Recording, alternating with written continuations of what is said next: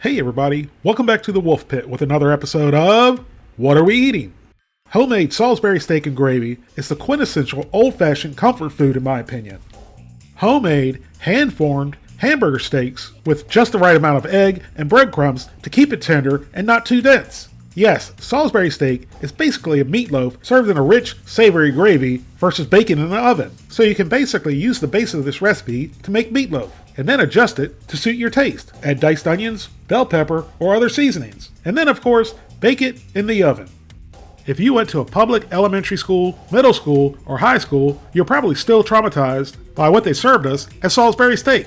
That's not Salisbury steak at all. It's a 4-meat slurry concocted patty. The taste was okay, but the texture and the amount of sodium in it was not. So today, we're trying OnCor's frozen gravy and Salisbury steaks.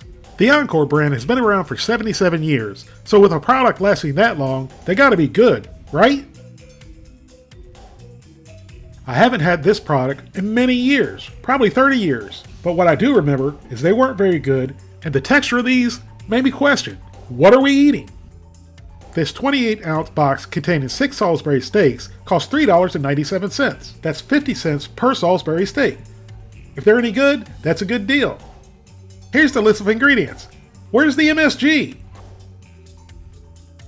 There's 6 one-patty with 1/3 cup servings in this box. Per serving, there's 170 calories, 12 grams of total fat, 4 grams of saturated fat, no trans fat, 35 milligrams of cholesterol, 650 milligrams of sodium, 8 grams of carbohydrates, 2 grams of fiber, 1 gram of sugars, and 9 grams of protein. You can heat the Salisbury steaks either in a microwave or an oven. We opted for the microwave, which even in the microwave takes a long time to heat, a minimum of 21 minutes.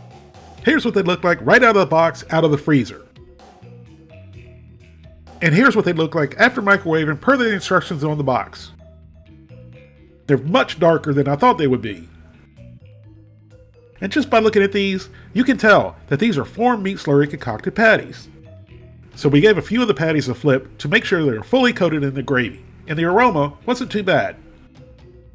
Now it's time to try OnCor's gravy and Salisbury steak. We tried the gravy first.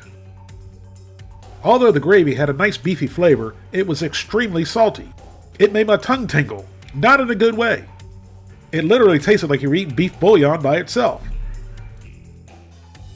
Next, we tried the 4-meat slurry concocted patty. It was really dense and tough. Who knows, after my tongue's been tempered with the sodium, this bite might be okay. This is how a real homemade Salisbury steak should cut. It should be fork tender and very moist, almost to the point of falling apart. When you're making homemade Salisbury steak, you should add just enough breadcrumbs and egg to keep it from falling apart. If you add too much egg or breadcrumbs, it's going to turn out tough and dense, just like this one.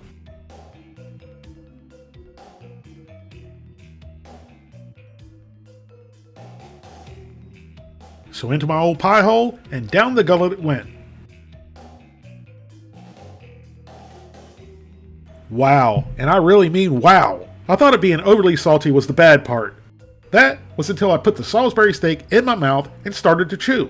And I'm pretty sure that this is the same Salisbury steak that traumatized us when it was served for lunch in public schools. Mrs. Wolfpit said I was exaggerating. It couldn't be that bad.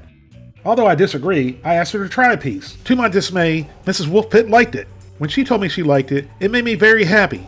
That she doesn't cook. I was at a loss for words. In my opinion, this is one of the most atrocious meals that I've tried. The gravy did taste like beef. However, it was so salty that it tingled my tongue. I'm not exaggerating.